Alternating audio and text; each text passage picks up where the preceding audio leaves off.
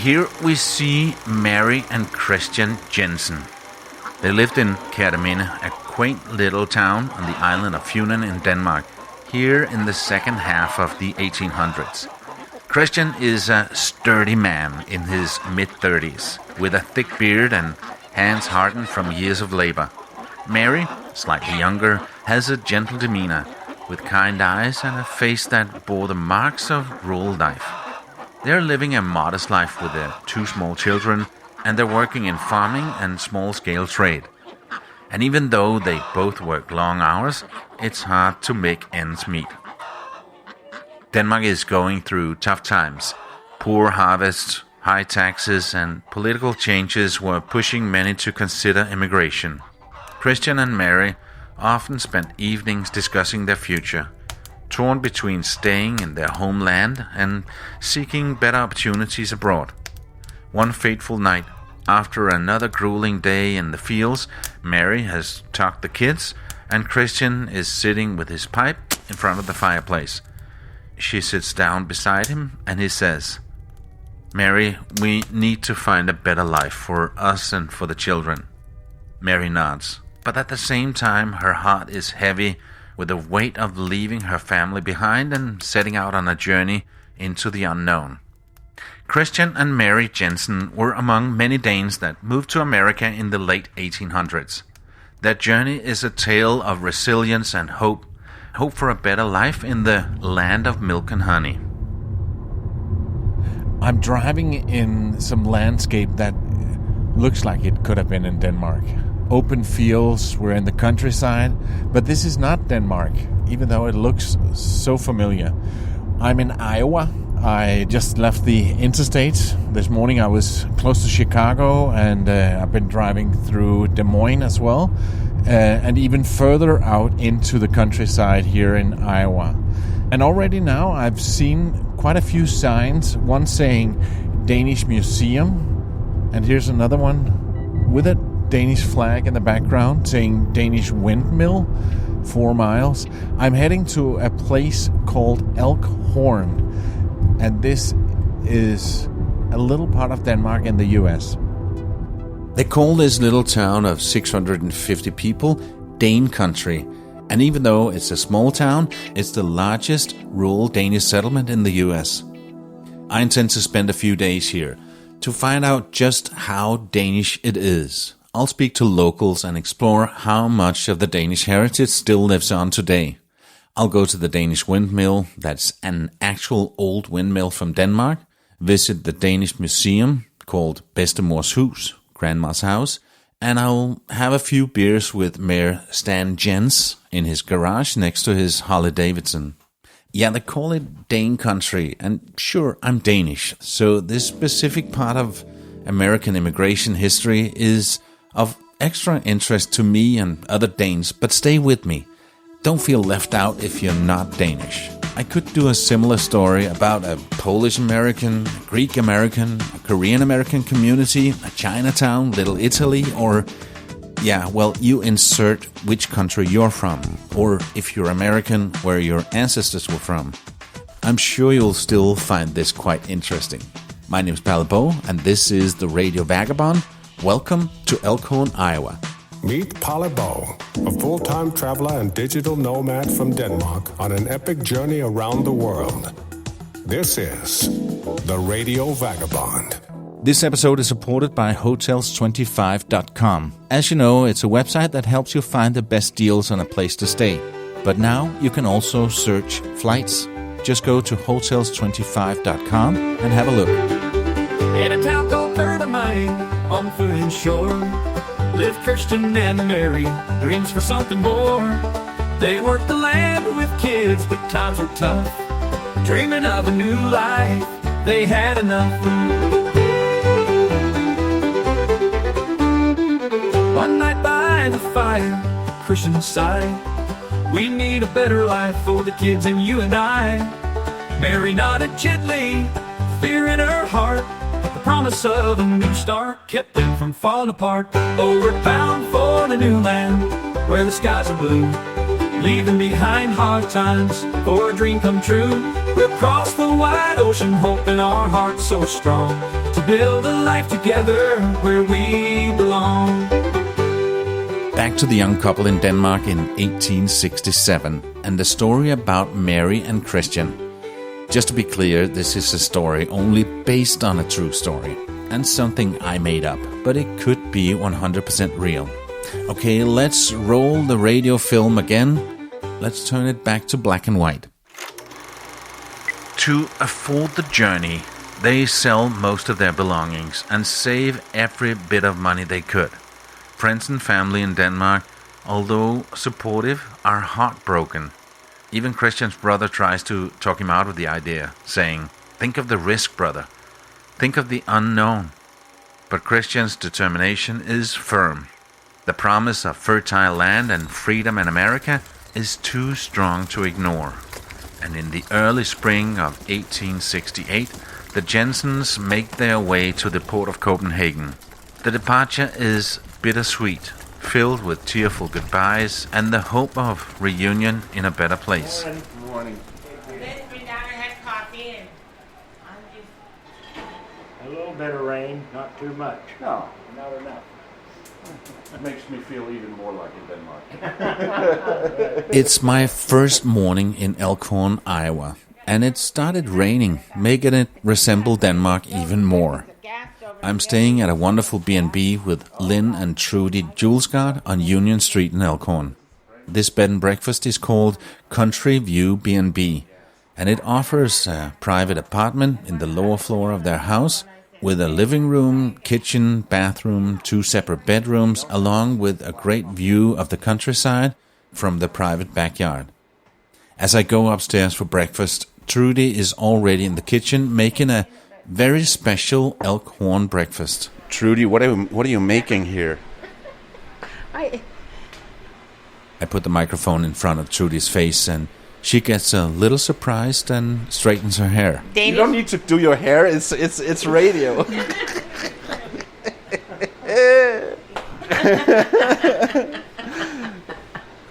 No, I'm in Elk Horn and I stay here with the Julesgaards, or as we would say, Julesgaard. And Trudy, you told me that you would make me some very unique breakfast this morning. I'm using the Tivoli Fest recipe for æbleskiver and going to make them for Pella. Okay. And you told me that this is a very old æbleskiver pan. It's my husband, who is 73. It would be his grandmother's pan. We've estimated it to be at least 125 years old. Yeah. And then there might be some people listening that are not Danish that have no clue what æbleskiver is. So can you help me explain the kind of round, doughy stuff? It's a pancake dough made a little different, where you beat the egg whites and make them fluffy and stir them in, and that's what makes them fluffy. And then you put it in a special heavy pan with quite a bit of oil in it. Yeah. And as they fry, that you turn them and they become like a big golf ball or small tennis ball size. Yeah. So the pan, you've got 7 holes in there, and right now the oil is heating, and then you're going to put in the dough, and right. But you know what? I remember my mom had one like that, but it's rare that we have them in Denmark. Really? Yeah, because we just buy them in a plastic bag and heat them in the oven. And they're actually pretty good. Yeah, I guess we do it the hard way here. Yeah. Very well known in our community. Yeah. Very well known. Yeah. The trick of making them, just so you know, is to get them cooked through so that there isn't pudding or the doughy in the middle. Yeah. So that it requires a special heat, not too hot, not too cold. Exactly. That's what I have a brand new stove that I've never cooked æbleskiver on that I'm experimenting with Pella today. So we're hoping. Be exciting. I did make a pan for my husband already, so I think I can do it. So and were they okay? Yeah, they're fine. She did a good job. Okay. Do you do æbleskiver? No, I just eat them. That's your job. Yeah. On a ship to New York, through stormy seas, holding on to faith, dreams of what could be. Ellis Island welcome, In liberty's light, hope and fear entwined, stepping into the night. Oh, we're bound for the new land, where the skies are blue, leaving behind hard times for a dream come true. We'll cross the wide ocean, hope in our hearts so strong, to build a life together where we belong. The ship bound for New York is packed with other hopeful immigrants. The voyage across the Atlantic is long and demanding, spanning several weeks. The days blurred together with the endless rocking of the ship, the constant sound of crashing waves, and the cries of seasick passengers. Mary often held her locket, a gift from her mother for comfort. "Will we make it, Christian?" she asked one stormy night, her voice barely a whisper, after having been seasick for days. Christian, though equally filled with doubt, held her close and whispered, "We will. We'll have to believe that we will." This part of the journey tested their faith and strength, but the thought of a new life kept them going. The landing in New York is a sensory overload. The bustling port, the diverse crowds, the sheer scale of the city, even without skyscrapers, is overwhelming. The Jensens, like many other immigrants, are directed to Ellis Island, the gateway to America. This is their first stop in the New World, a place filled with hope and anxiety. The Radio Vagabond. Now you're putting in the dough. Looks kind of thick, the dough. It's thickened up a little bit from when I first made it, because it sat in the refrigerator for a while now. Yeah, so because I was late. no, I think it'll be all right. Yeah. Back in the kitchen with Trudy, it's not only æbleskiver that she's making. And this is where it becomes a bit weird for a Dane like me, and very Elk Horn. She's also preparing something called medisterpølse, or as they say, medisterpølse. Amazing. That's a special sausage that was made when we butchered beef not too long ago. So we'll see how Pella likes it. Yeah, because that is something that's very uniquely Elk Horn, that you have æbleskiver and medisterpølse. Right. Or, again, as we would say in Denmark, æbleskiver and medisterpølse. But you do realize that it's not something that we eat together. I have been told that, yes. I don't know how that got started here, but it definitely did. Yeah, because the æbleskiver is something that is mostly something we eat for Christmas, in the Christmas month. And it's very sweet, and we eat them with powdered sugar and maybe some jam or something. And the medisterpølse is like this big sausage that we eat maybe with potatoes and gravy for a dinner. Yes. But you have it as a breakfast here. Either. We do either. Okay. I've cooked it for dinner, too. Yeah. As we're enjoying breakfast, we talk a bit about the main tourist attraction in town, the Danish windmill. It's a crazy idea he got. It's a fascinating piece of history. Yeah, it's pretty neat how it is. This authentic Danish windmill was originally built in 1848 in the town of Nørre Snede in Denmark. It stood proudly there for over a century, grinding grain for the local community before finding a new home across the Atlantic. In the mid-1970s, a local man named Harvey Sørensen got the crazy idea to find an old windmill in Denmark and bring a piece of their heritage to their town. People first thought that he was losing his mind, but with remarkable effort, funds were raised, and in 1976 the windmill was found, carefully disassembled, shipped to Iowa, and meticulously reassembled by skilled craftsmen. More about that in a minute.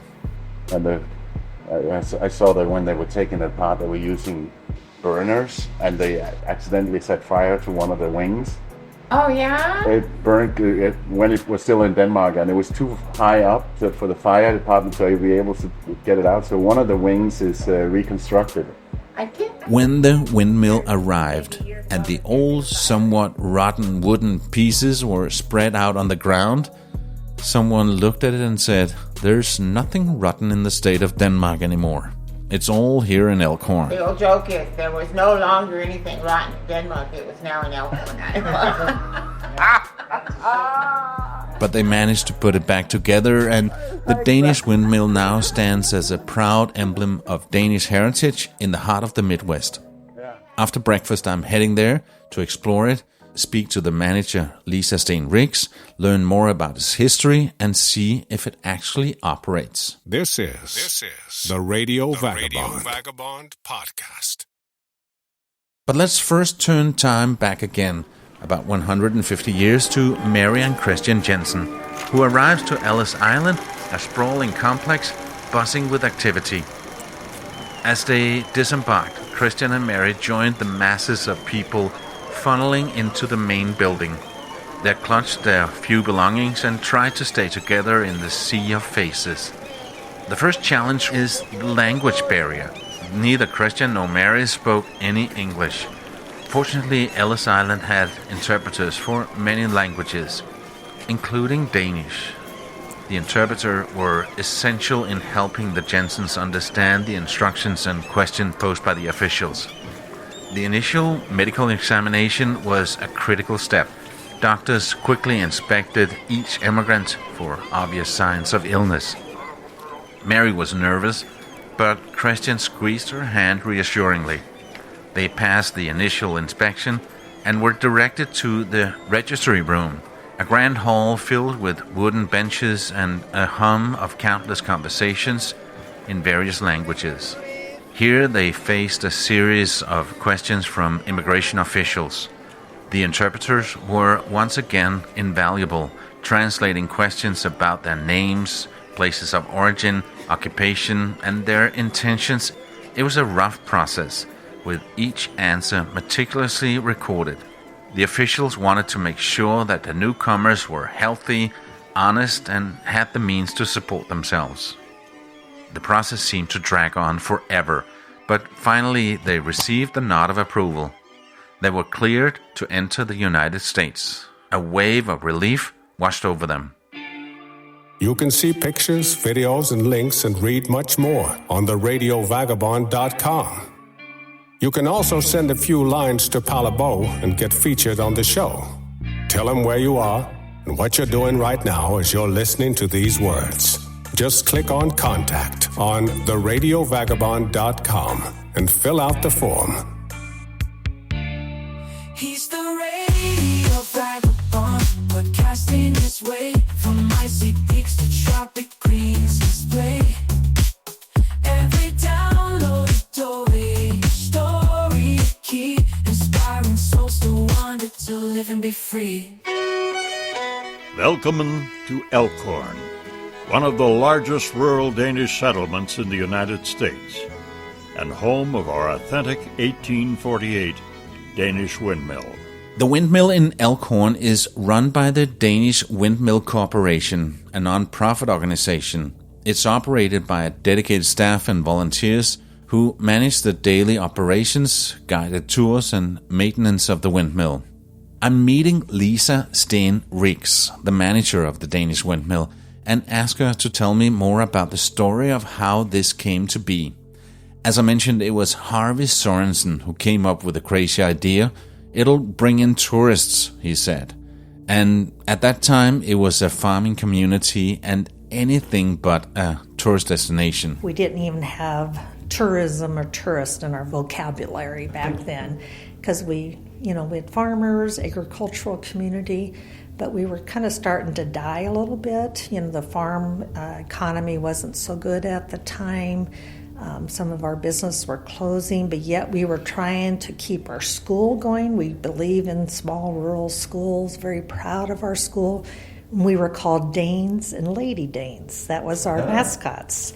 So we were known all over the state, and we had good sports and everything, but we needed something else, and Harvey had the crazy idea that we should bring a windmill from Denmark, and a lot of people had visited their relatives in Denmark, and yes, they were beautiful, but they couldn't even, just the long-range planning was just kind of difficult.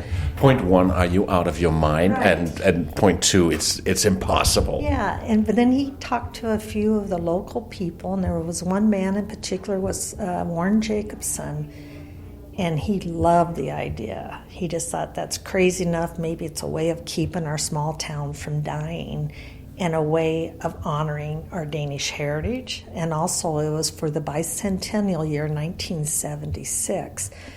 So they had a fundraiser, and in 3 days they raised $30,000 in pledges to get the ball rolling, not knowing what it would cost, what it would take to bring an old windmill from Denmark, and even if it was possible. Yeah, and also you need to find one. Yeah, it's what they did. First, they wrote the Danish government and said, we'd like to buy a Danish windmill, which was crazy enough. And the Danish government, whoever it went to, thought it was crazy. And they said, we don't have windmills for sale. Go to Holland and get a Dutch windmill.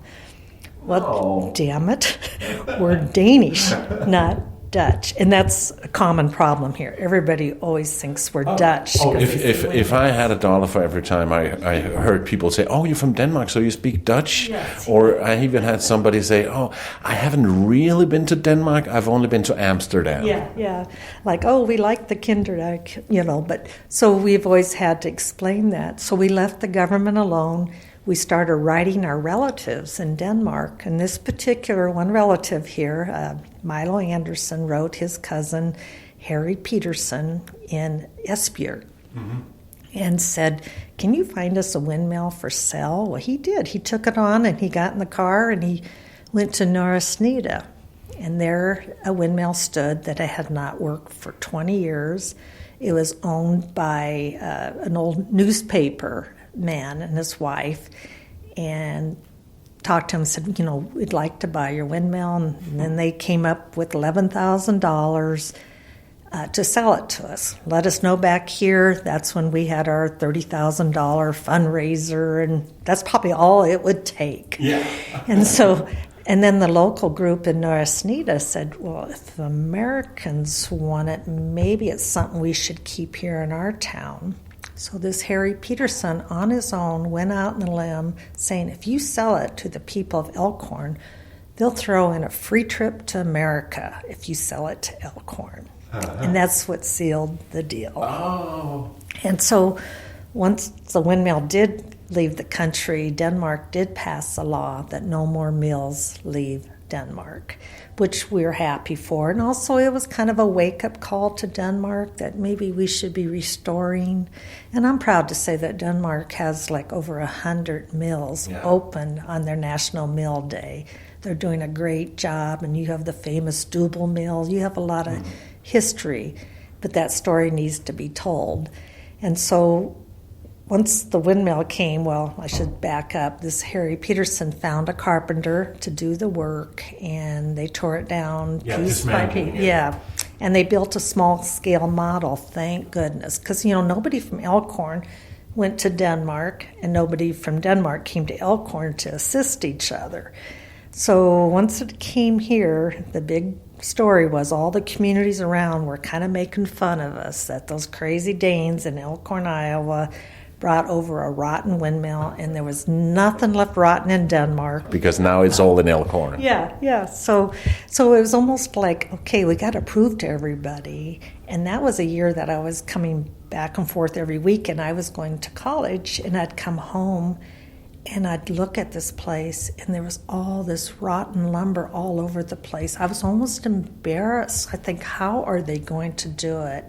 But they had 5 main men that good common sense. One was a farmer, one was a carpenter, one owned a lumber yard, one was a mason, and one was Harvey Sorensen, who was very mechanical with machinery.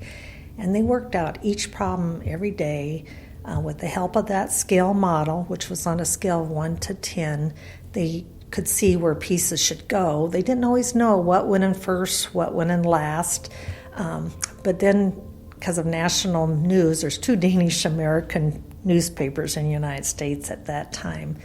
Well, there was an article in Danske Pioneer, which is out of Chicago, we had this man, this Herman Christensen, who as a young man in Denmark went to mill builder school to be a millwright. Well, his family, he was like third generation, and his grandfather and father and oldest brother were in the business, and there really wasn't room for him. So he immigrated to New York City and became a big contract worker. But he read that these crazy Danes in Elk Horn, Iowa were bringing over an old windmill, and he thought, you know what, they need my expertise. So he came out here for 2 weeks and helped him on scaffolding and what should go in first, what should go in last. And it was a godsend to our people. But it took our people 1 year. And when I say our people, the community, it was nobody owned it. It was strictly a community project. And so they did form a nonprofit several years later, but at first they formed like a civic organization, like a chamber. Yeah. But that's who pretty much owned it. They have a board of directors of 7, and the rest is a membership, $10 a year. Yeah. Today the windmill is not just a static exhibit. It's a working windmill, complete with grinding stones and all the original mechanisms. This charming piece of Denmark attracts thousands of visitors each year, offering a glimpse into the past and a tangible connection to Danish culture and craftsmanship. From New York to Chicago, on the train they rode. Met a couple from Viborg, shared dreams on the road. Heard of fertile land, the homestead act. With dreams of a new life, there was no turning back. Oh, we're bound for the new land, where the skies are blue. Leaving behind hard times, for a dream come true. We'll cross the wide ocean, hope in our hearts so strong, to build a life together where we belong. Christian and Mary Jensen are making their way to the station called Hudson River Railroad Depot on 10th Avenue. And this is the starting point of their journey from New York. They admire the train that'll take them across the vast American landscape. Christian is mostly fascinated by this marvel of new modern technology. The train journey will be a stark contrast to the cramped quarters of the ship, offering a glimpse into the expansive Midwest. The train carries them to Chicago, where they team up with another Danish couple from Denmark, Peter and Sørine, and their young son Niels. Through letters from his uncle, who immigrated a bit earlier, Peter had heard of a place further west with fertile land, and about a new federal law called Homestead Act of 1862 that provides a nice chunk of land to settlers, totally free.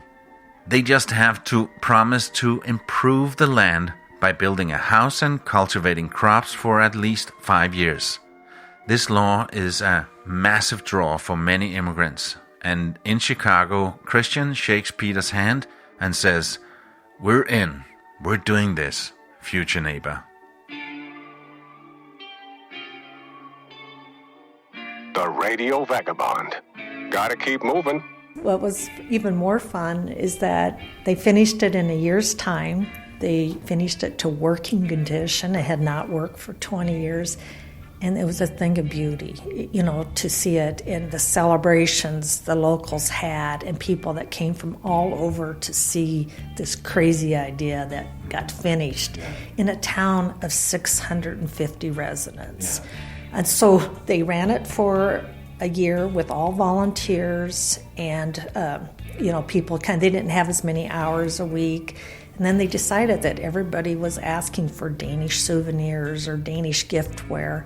So that's when they decided to hire a manager to do the buying. Plus, they were so far in debt, they had to get the debt paid off. Mm-hmm. So they thought they'd hire somebody to run it. So that's when I came into play. You came in, so you were the first. Yeah, so I was 44 years ago this November, and I was actually a co-manager with another gal in the very beginning, and she went off to become a nurse and then a nurse practitioner. So the mill was far from what her life career ended up being. But I was hired and we did a lot of fundraisers. There's been times where we had enough money to redo the cap frame, And then we went through hard times because the bank had our loan, a $100,000 loan, and they were putting a lot of pressure on us here. And here it was a community project, and we had this windmill, and we had such, we feel like we were going to let the men that put the mill together and all the volunteers down by the bank taking it over. It was just terrible times. And that's kind of when the Denmark on the Prairie film came about. At our height and glory, we were getting 80,000 visitors a year, 80 motor coaches, and now we're still happy we're getting 30 motor coaches a year, and about 54,000 tourists were coming into our little tiny town. The documentary Lisa mentions, Denmark on the Prairie, is a film from 2013 shown on national Danish TV, and it became somewhat of a hit. A year later, they did a follow-up, and later that year, a popular cooking show went there with 2 shows where they looked into the way they're doing Danish food here and showed them how to do it in the real traditional Danish way. Through these 4 shows, quite a few of the locals became famous and almost household names in Denmark, like Lisa, the mayor, Stan Jens, and many other locals. All of this has been good for tourism and donations, and it all started with the film Denmark on the Prairie. When the windmill was being put back together, Lisa was a young woman going to college and only visiting her parents once in a while. And it was not in the cards that she would end up working here as a manager. Not at all. No, I always dreamt of getting married and moving to Colorado. And then my husband, we lived in Atlantic, 12 miles south, his hometown. And then all once there was an ad that the Danish windmill wanted to hire somebody. And at that time, I had just started a flower shop greenhouse in a business in Atlantic. So my schooling was a community college, so I learned the basics about bookkeeping, running a business, how to market, how to advertise. It was a very good program through a community college. And so I was doing weddings, I was a florist, and I was every weekend. I had 30 weddings my first year, and this job came up, and my father, who was in the farming business, that was kind of a naysayer in the beginning, like, why do we need tourists and what do we need, and he always would apologize to me after the fact. But he said, why don't you apply for the job? And I had another man that came to me and said, you should apply for the job. We'd love to have young people move back into the community. So I did. And was it a hard time convincing your husband? No. He follows me wherever I go. Bless his heart. So in fact, he's outside now building a Nissa house. So it was something that I didn't know I'd be here this many years, 44 years this November. But it's been such a good community, and it's been fun because we've created festivals in that time. Our restaurants enlarged. We had bed and breakfast. Then we were able to build a motel. It's been fun to see us go from maybe a farming community to more tourism related. But yet, our population hasn't grown, but we're still very proud of our Danish heritage. It's never been a big city. At its peak, the population was around 1,000, now only around 650. But it's a town that's very proud of its Danish heritage and has done a lot to keep the Danish traditions alive. Some of them has been Americanized and watered down over time, like the thing with æbleskiver and medister pølse. Lisa is a third-generation immigrant, with her grandparents' story reminding me of the story of Christian and Mary. Yeah, my grandparents immigrated from Denmark. They all came over between the age of, I think, 18. Well, the one came when she was 12 years old with her mother and 5 other siblings because the grandfather had died in Denmark, or the father had died, so they came over. They actually had a butcher shop in Ribe.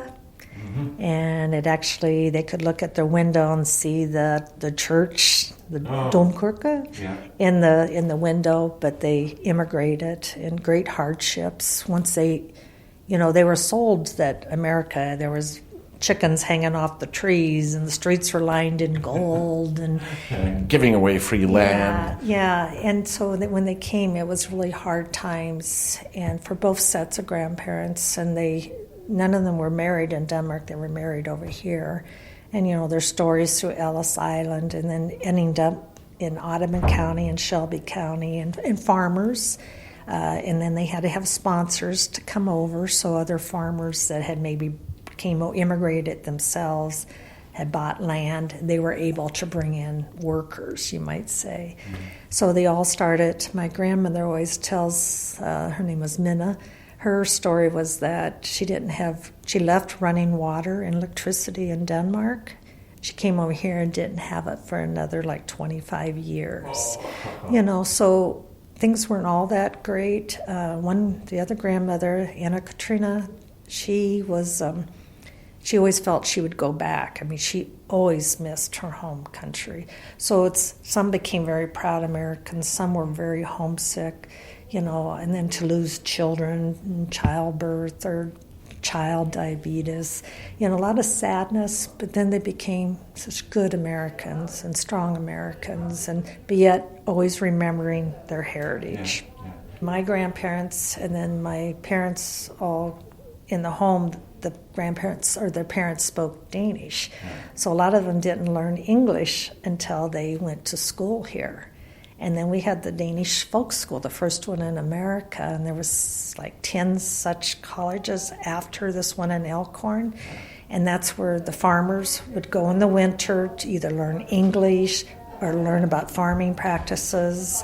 And then the women would go in the summer and they learned to stitch and gymnastics and all that. So that's why so many Danes settled in this area. And most of them were farmers, dairymen, carpenters, mason workers, bricklayers. Gotta keep moving, gotta keep moving, gotta keep moving, gotta keep moving. Christian and Mary switched from the bustling, smoke-filled trains to horse-drawn carriages.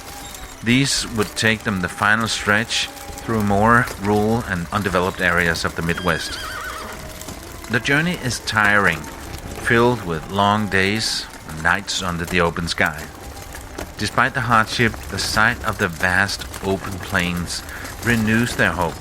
They feel a new sense of determination, driven by the promise of a new beginning.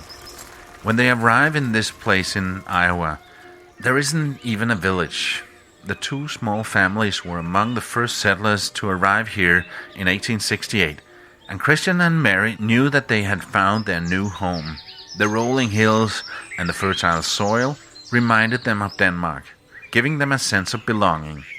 They, along with other Danish immigrants, worked tirelessly to build their community from the ground up. It was hard work, and not only milk and honey, but Christian and Mary often stood at the edge of their new land, looking at the fields with a sense of pride. In Iowa's hills, they built their home, with sweat, tears, and laughter, no more to roam. Christian and Mary stood proud on their land. In Elk Horn they found life hand in hand. Oh, we're bound for the new land, where the skies are blue, leaving behind hard times for a dream come true. We'll cross the wide ocean, hope in our hearts so strong, to build a life together where we belong. We'll be back with more from Elk Horn next week. My name's Palabo, and I gotta keep moving. See ya. Radio Vagabond. Produced by RadioGuru.co.uk.